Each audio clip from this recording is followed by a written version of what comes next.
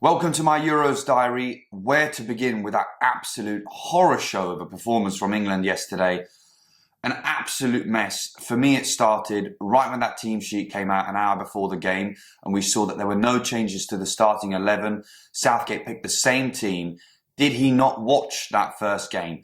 That first game was an abomination and he didn't make any changes ahead of this second game. What is going on there? And then we start quite well, get the first goal, and after that, we just stopped playing. We just stopped playing entirely. We couldn't keep the ball. There was no pattern of play, no energy, no press. We just let the Danes come onto us. And to be honest, the Danes should have won that game. We should have definitely lost that game, particularly in the second half. The second half showing was awful.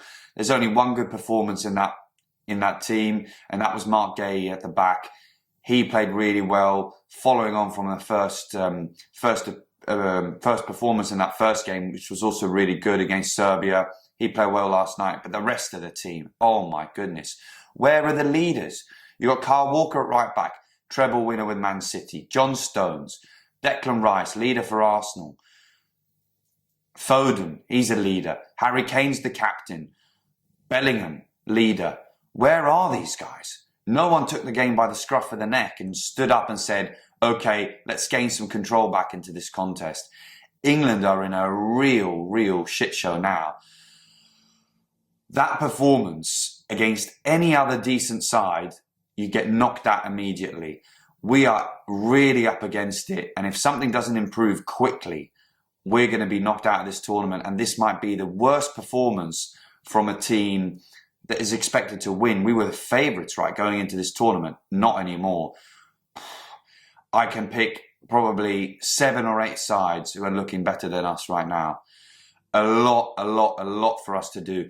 And Southgate, after the game, comes out and says, we never found a replacement for Calvin Phillips. Well, if you were trying to replace Calvin Phillips, then why are you playing a fullback in central midfield with a questionable defensive record?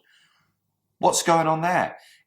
Honestly, I'm not having a go at Trent because he's been asked to play in a position which is not his natural position, and it's really the system, particularly the midfield, that is weak right now. So I'm no aggro against Trent. I think Declan Rice is being asked to do a role that he doesn't do for his club team. Same thing for Foden. Foden should be the number 10. Bellingham should be at number 8.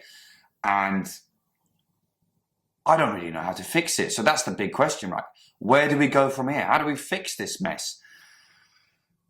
You've got Wharton, you've got Mainu in the squad. These are players who could probably bring the ball out from the back, but they haven't played. They barely played. So, and they're young and inexperienced. So we've got a real situation on our hands now.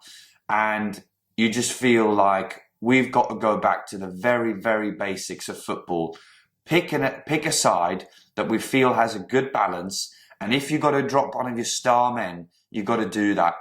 And to be honest, if he feels he has to drop Foden and pop him on the bench, I'm okay with that, as long as we get some balance back into the side and we start playing like a freaking football team, because this is awful.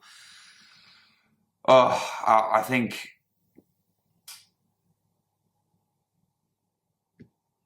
I have no words. I was so excited ahead of this tournament, looking forward to watching some good football, the most exciting England team we've ever had. And the first 2 games have just ruined the Euros so far. So unless he fixes it and fixes it quickly, Southgate, he just feels like he's completely lost. Oh my goodness. I'm losing my words. I'm going to end the video now. There are some games tonight. Spain beat Italy yesterday. France are playing Holland tonight. But my goodness, England. Anyway, give the video a like if you agree. Hard not to. And subscribe if you want to see more videos like this. Honestly, hopefully the next ones are a bit more positive. Thanks for watching.